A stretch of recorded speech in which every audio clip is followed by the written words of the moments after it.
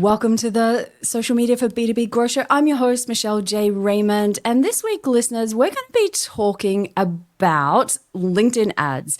And there's a stat that stuck with me from a couple of episodes ago when we had a LinkedIn insider join us that shared some research that 3 out of 4 ads are pretty much ineffective when it comes to LinkedIn. And when you think about that, that's a lot of money going down the drain. So when I think LinkedIn ads, I think a friend of the show, AJ Wilcox. Welcome back.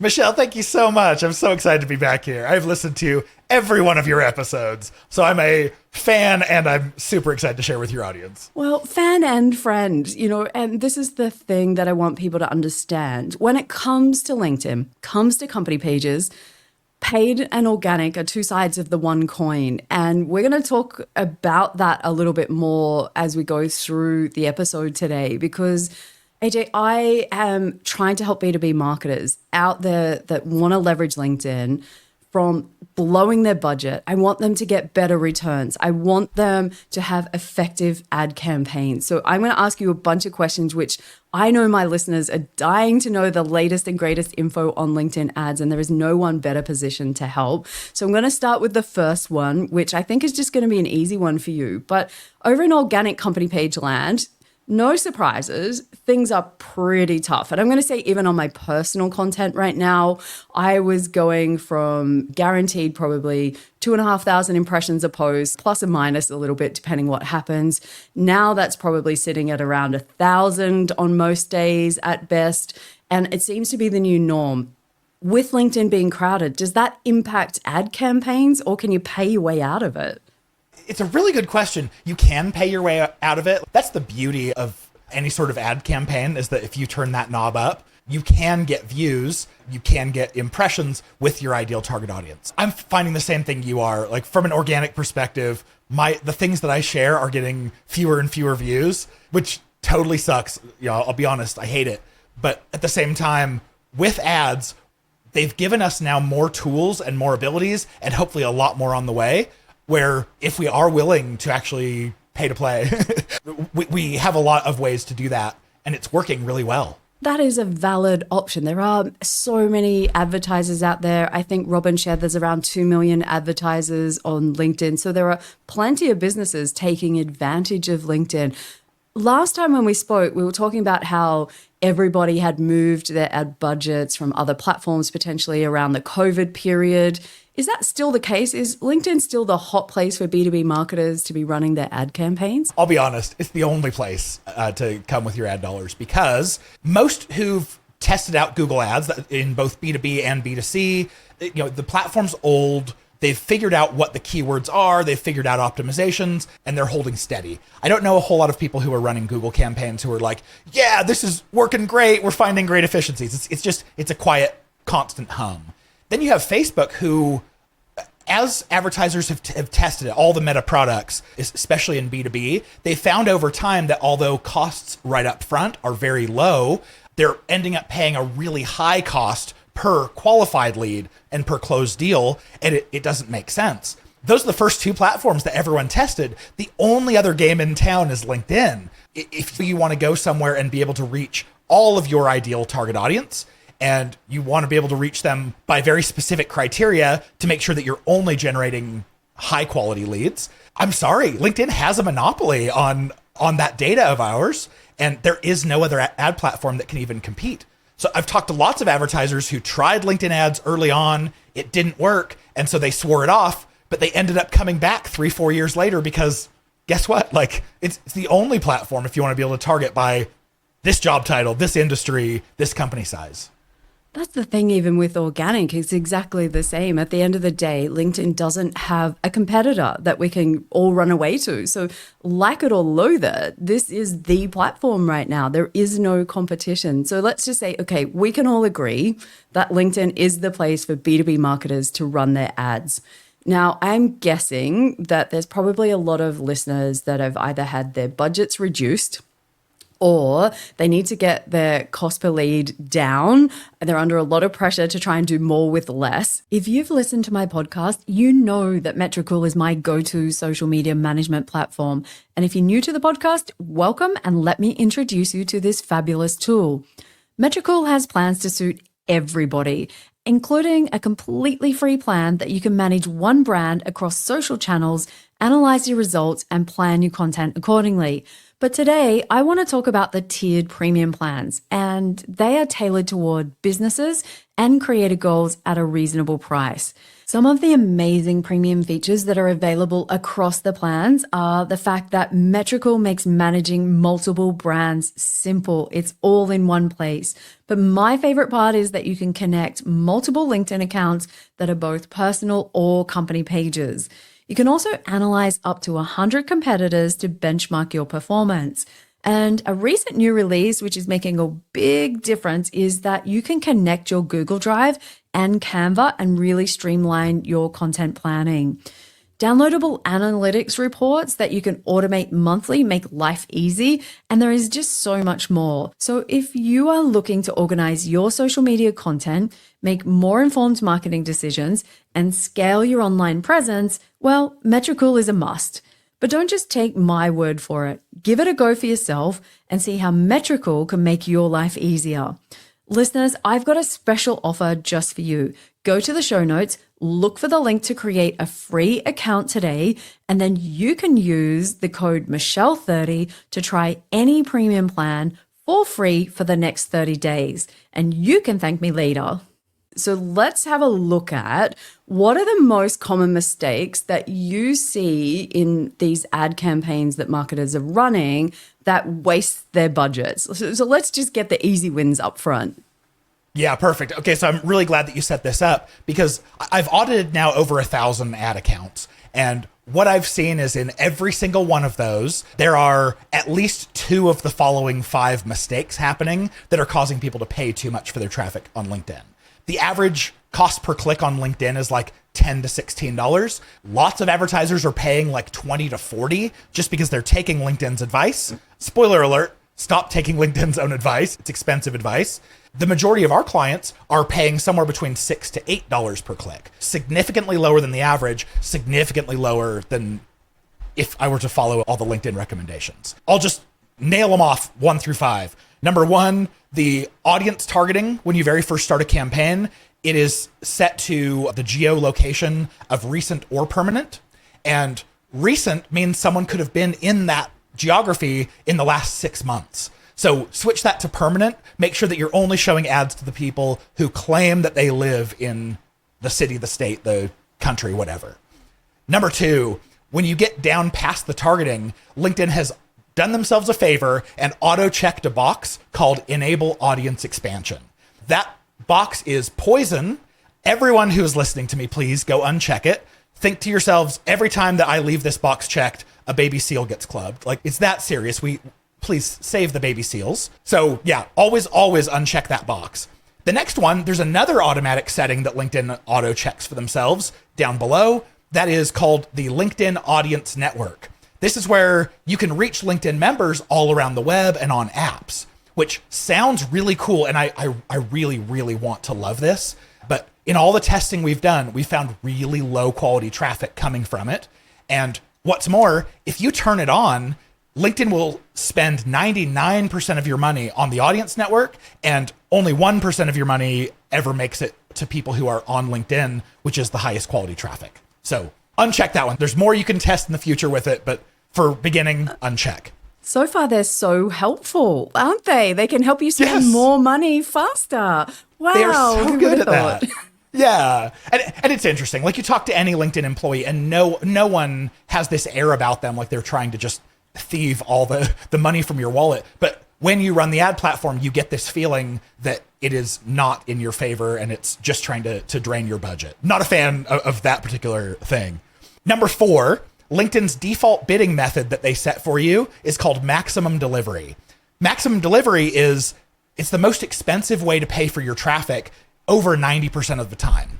So when you have this checked, LinkedIn you're paying by the impression, so you don't even have to get traffic for LinkedIn to be charging you, and they can bid as high as it takes to spend your budget, and they will overspend your daily budget by 50% every single day, which seems like highway robbery. So best tip I have for you, go down to the hidden option. There's 2 options that they show you. One says click for additional options.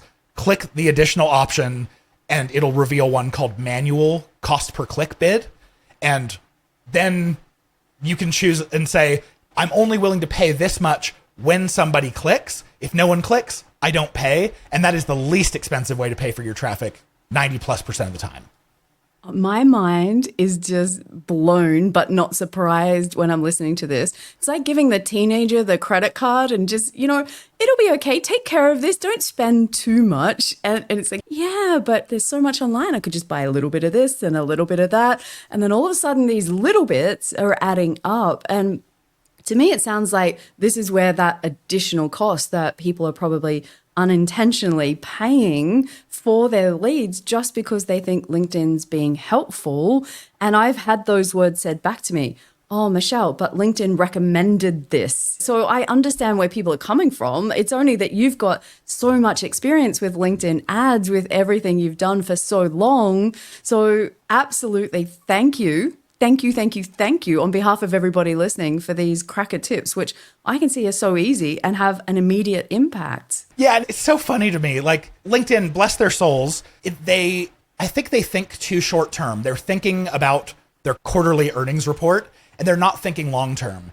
If a new advertiser comes and I help enable all the settings for them to help get them the very best performance, they're going to keep advertising. They're not going to churn. They're going to bring more budget next month or next quarter. And instead, what happens is all of these defaults, if you leave them checked, you're going to overspend your budget. You're not going to be happy with performance. You're going to leave and LinkedIn's going to lose you and they're going to lose all the budget that you could have given them. So do LinkedIn a favor and stop taking their advice. I guarantee in the long run, they'll be a lot happier. I think that's pretty good advice in general. And I don't want to bite the hand that feeds me, but there's people that design the systems and then there's people that use the systems, and they're two very different experiences. And what I found even when I was working with the Pages team, when I got to sit with all the company Pages engineers and have a time with them to explain a day in the life of a page admin so that they could understand what it's like from the other side. And it was like a light bulb moment going off. I saw jaws on the ground for the whole hour that I was speaking, just going, so I don't think anyone does this intentionally. I'm throwing it out there. They are, I think, in essence, trying to be helpful, but also, like you said, missing the point. Did I cut you off? Did we do number 5 or have we done all of those? Because I've got so many questions, but I want to make sure we give these tips away. So I got through 4, but number 5 is actually just a continuation of 4. So I told you to choose manual bidding rather than maximum delivery. But then when you do that, LinkedIn will show you this message that says, oh, people like you are bidding between $25 and $98 per click. You should be in that range, which is absolutely insane. Like literally, I don't know where they're pulling those numbers from. It's definitely not from a reliable source because no one with a brain is bidding that much. So instead, what I do is I suggest starting considerably lower than what LinkedIn recommends. So if LinkedIn's recommending $17 a click, I might start out with 7. I might start out with 8, whatever that is, because the worst thing that can happen is you're not bidding high enough to have LinkedIn show your ads enough to get any sort of spend. And you can always just come in 2 or 3 days later and increase your bid a little bit every couple days until it does start spending at the rate that you want. And that's the goal. If your goal is to pay LinkedIn the least amount for the very highest quality ad traffic, it's bid just enough to spend your daily budget, but nothing more. Because if you bid more, you're overpaying them, you're accelerating your delivery, and it's not going to end well. No wonder every earnings report that I read says LinkedIn's ad revenue is through the roof and continues to grow. And I can just see that these little tips that you've given are game changers for people out there, because as you and I were discussing just beforehand, there is no, here's how you learn how to be good at LinkedIn ads. There's experience that you build over time. And so I've noticed that there's a lot of people that are given LinkedIn ads, go and look after it. It's not too hard. Just click this, do this, get a post, upload that, and away we go. And so you can see how people can come really unstuck. So I appreciate you sharing so generously as always, because Yeah, even my mind is just going, what? They're doing that. And it's like the flight upgrades. I don't know if your airlines have it, but if you want to upgrade to business class, pay anywhere between this and see if you outbid everybody else. And so I can only imagine that there are some people going straight to the top because you think, naturally assume that is how you're going to win, by going to the other end. Again, I completely understand it. But there was something else that we talked about on the last episode, which we're going to go back to as well.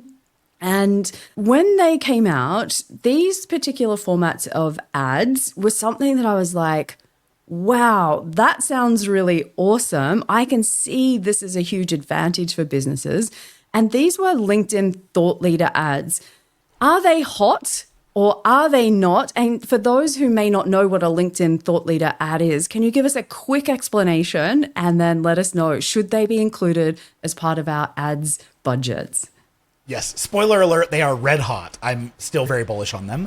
To give you a little bit of background, the majority of the ads that you can run when you hop into LinkedIn ads, they show up in the newsfeed and they show up as a company page post.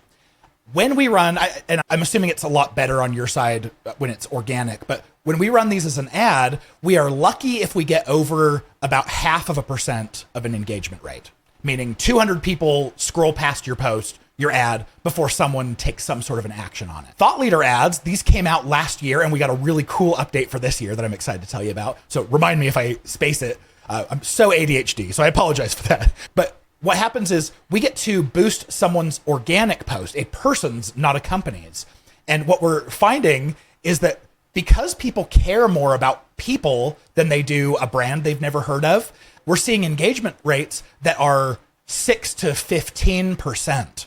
So we go from, if it's from a company, 0.5% to now 6 to 15%. Literal orders of magnitude higher, and they're really good at getting attention.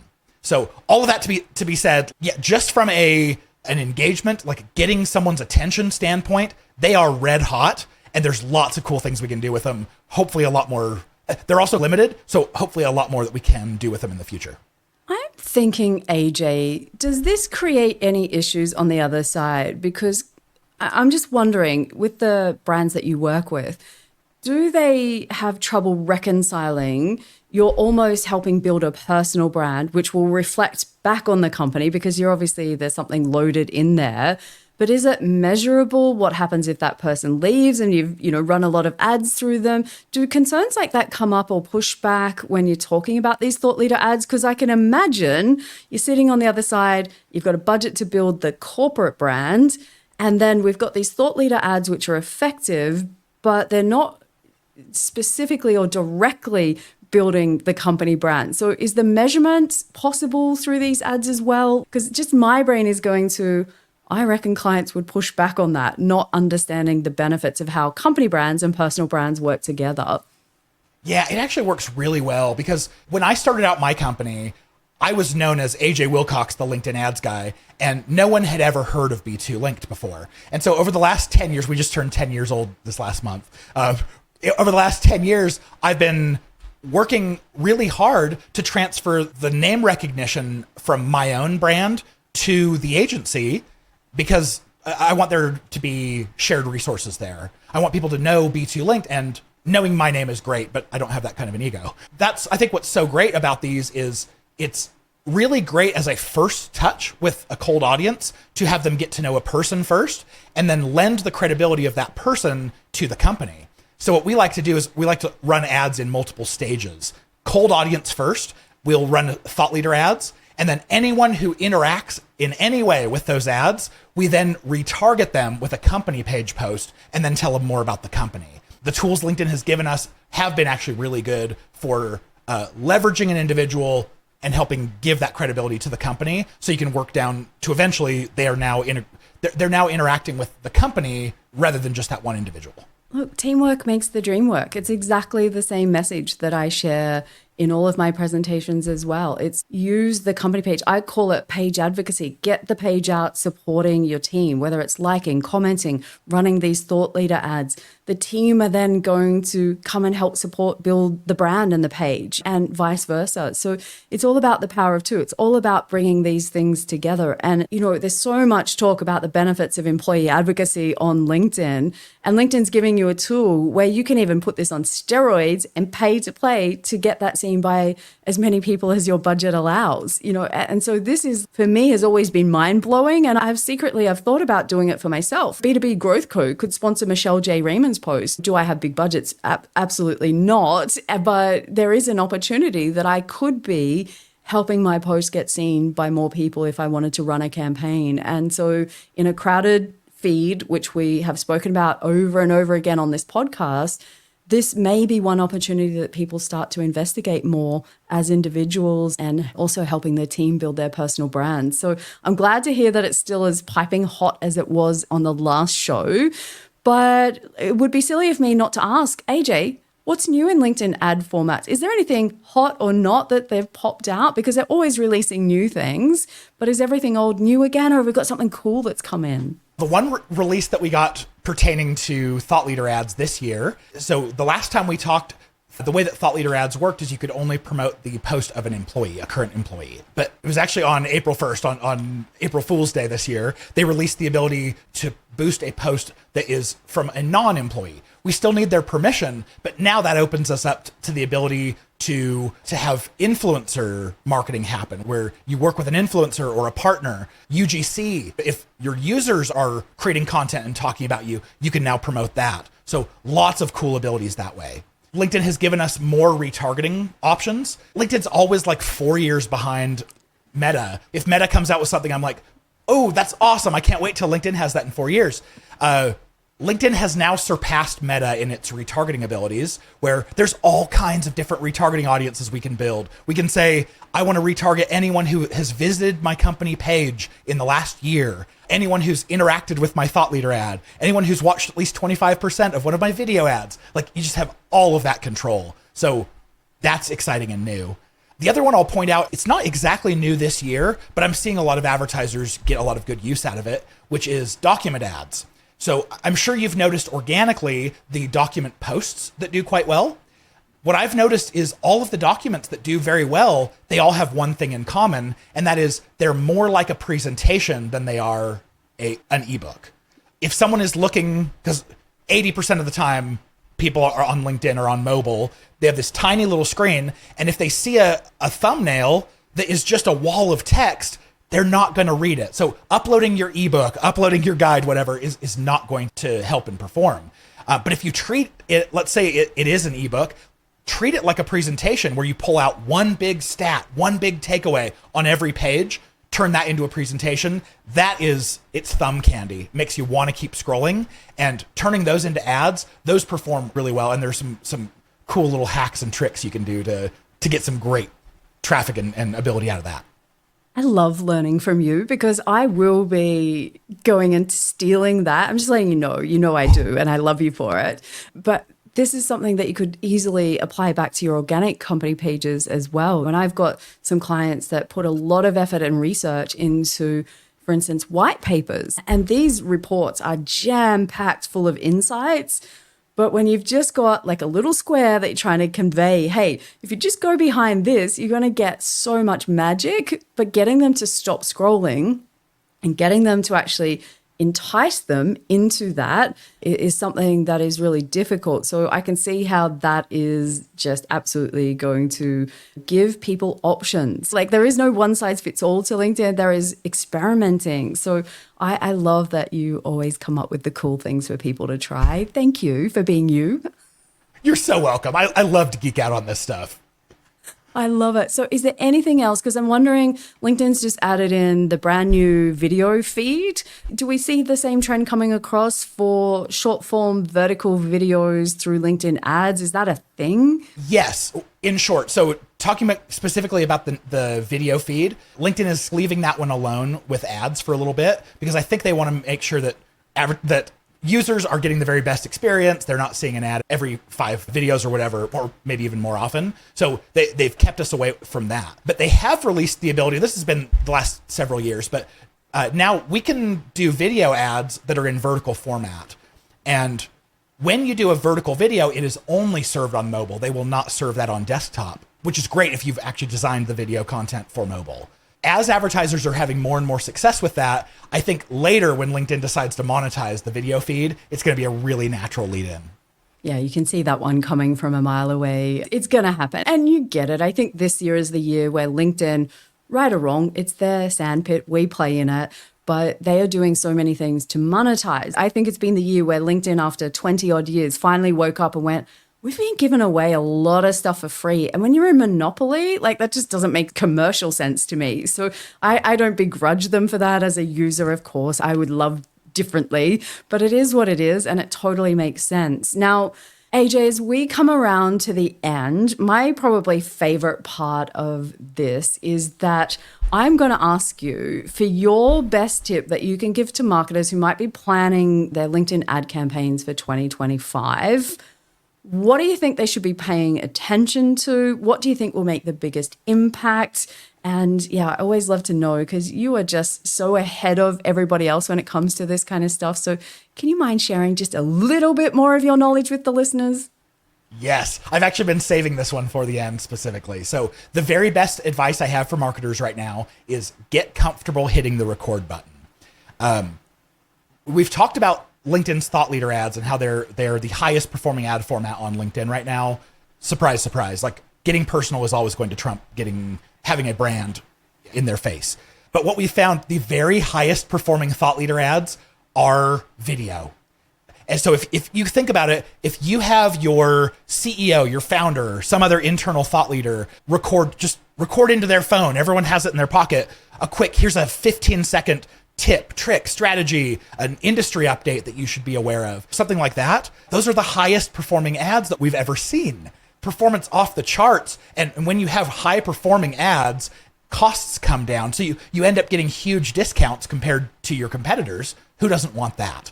So what we do, you can record for free. Of course, it's nice to have better sound, a better camera or whatever, but you don't need it. Everyone's got good camera in their pocket. You can record a video. We use Descript to edit, which is $12 a month. And with a few minutes, you can take one section or one video, chop it up into 5 or 6 little pieces, and then that becomes ad content that's going to perform really well for the next 2-3 months. So that's what I would say. Get comfortable hitting the record button for yourself or coaching someone else in your organization on how to do that as well, because that video content, it's not going anywhere. And it's cheaper attention on LinkedIn than any other ad format. And if you think about, that's what works organically. When we scroll the feed, we stop at the people we know, the faces that we recognize, and say, what's that person up to? What are they talking about? And I think it's the one point of difference that we can really have. That differentiator is your people, and it may be yourself within the business. Now, I went in and I was helping a client to come up with some new ideas, and we went into the LinkedIn ads library. So if you don't know that's a thing, go and check it out because you can see what other things people are running. Now, I went in to have a look at Beta Linked because if I want to know what's going on with LinkedIn ads, of course, I'm going to go and check out what ads AJ Wilcox has been running. And I saw those videos in there of you, I think it was maybe in your backyard or somewhere like that. It was you talking. And they're the ones that I stopped and looked at most and went, what's he got to say? I want to know what's AJ up to. And so I went on a screen full of different thumbnails. That was the ones that I went and had a look at more so than some of the other content that was on there. So if you haven't played around with the LinkedIn ads library, it's definitely worth a look. One of the things we discovered was that the ads that this particular client was running looked pretty much identical to one of their competitors. There was very little way that you could distinguish between the two. And so it was an easy win for us to try and figure out, okay, don't do that anymore. We've got to do the opposite or something different. And so that was really helpful for them. I think I realize now that with ads, And correct me if I'm wrong, but the images or the graphics or the thumbnails that we're using for these things, they have to pop in some way. And I'm thinking that you're going to agree with what I've been banging on about probably for the last 5 episodes. Stock images, bad templates. Are we throwing them out the window with ads as well? Because I'm trying to banish them out of organic land. I'm assuming it doesn't work to pay for a bad organic post to be shown to more people. Like, the logic doesn't add up for me there. Absolutely. We actually had a client one time who he was suggesting using stock images. And I was like, no, just take a random picture in your office. I guarantee it's going to work better. And sure enough, he did. He took a picture of his coworker sitting at his computer. And that became one of the highest performing ads that we'd ever seen in the account. Yeah, banish the stock photo land. LinkedIn have gone all in on AI because they are a Microsoft property and Microsoft's a huge investor in ChatGPT. But what we've noticed is in order for them to be able to help you with your ad content, they have to dip into stock photos. They have to dip into DALL-E image generation. And then, of course, for the text, they're using ChatGPT on the back end. So it's nice that they're giving us these tools that help us create ads better, faster, but don't let that be a replacement for coming up with good creative that pops. Like, yes, thank you. Couldn't have said it better myself. Look, it's the same conversation I'm having over and over because we are scrolling the feed so fast. You know, I think it's 80 miles an hour. Somebody measured it. So imagine how many posts are going past somebody's eyes. You have to get them to stop. And the same applies organic to LinkedIn ads. Now, as we wrap this one up, because I could probably talk to you all day on this and I'm mindful of time, but I just want to let the listeners know that if you have enjoyed this conversation and you live somewhere around the UK or want to travel to the UK in March next year, we are both speaking at Uplift Live in the UK in 2025 in Birmingham. And we would love to see some of the listeners and get to meet you. Come and ask us, come and listen to us both talk and share whatever the latest trends are on company pages, organic and LinkedIn ads. We will be there and we hope to meet more people there. I can't wait. Look out. You have another big hug incoming. I can't believe I get to meet you another time. The power of LinkedIn. This is my favorite part of it. So AJ, you're the best. Thank you so much for everything that you've shared. Michelle, thank you so much for having me on. Keep cranking out the awesome stuff. I'm so grateful every time I hop in the car and get to commute somewhere or cut the grass. Like, that's the time where I'm listening to Michelle. So thank you. I love it. And to all of the listeners out there, keep on growing. And when it comes to LinkedIn ads, go back to the beginning of this episode. The transcript will also be on the website. So you can go through and scan all of these amazing tips that AJ has given you that are going to make a difference, that are going to deliver better ad campaigns in 2025. So until next week, cheers.